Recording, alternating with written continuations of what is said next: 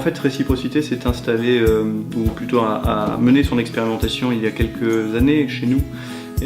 Et petit à petit, ce qu'on a vu, c'est qu'au sein de la résidence, de nouvelles pratiques ont eu lieu, une nouvelle solidarité entre les différentes personnes qui habitent cette résidence s'est créée, et que peu à peu, des initiatives ont vu le jour, qui ont commencé à irriguer le quartier.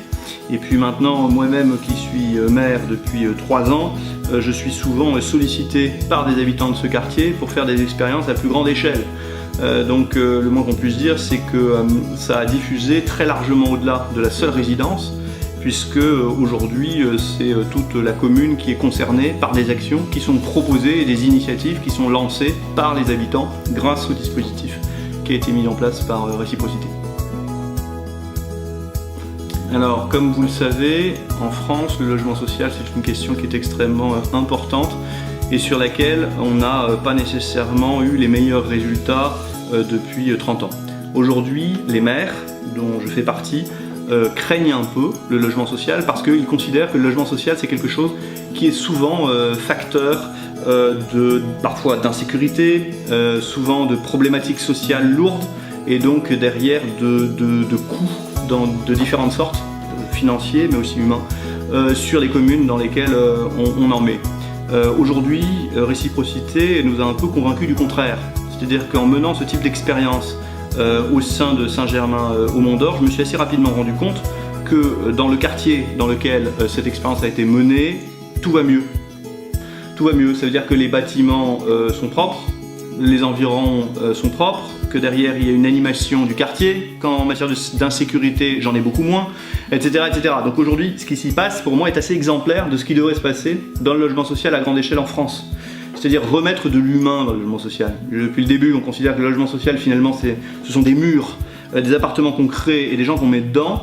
On a perdu depuis un siècle, petit à petit, la présence humaine dans les immeubles, les concierges, dans les grandes villes d'abord, mais aussi dans les petites bourgades.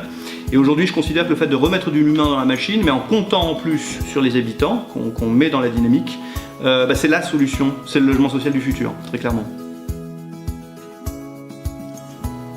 Bon, ça c'est évident, hein. À partir du moment où les différents habitants sont ensemble dans une même dynamique, se retrouvent dans des activités qu'ils créent, font ensemble des actions en matière de propreté, par exemple, ils se rencontrent, ils se croisent, ils se voient davantage, donc de fait, ils savent les uns les autres, puisqu'ils habitent, mais ils vivent aussi ensemble, ce qui se passe dans l'immeuble.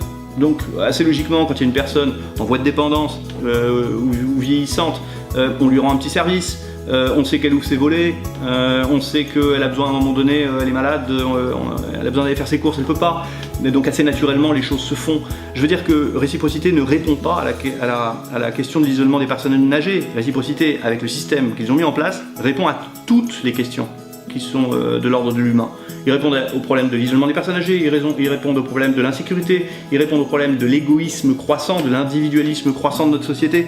Donc tout est abordé par le biais de ce type de dispositif. Et donc forcément la question de l'isolement des personnes âgées aussi, mais pas que.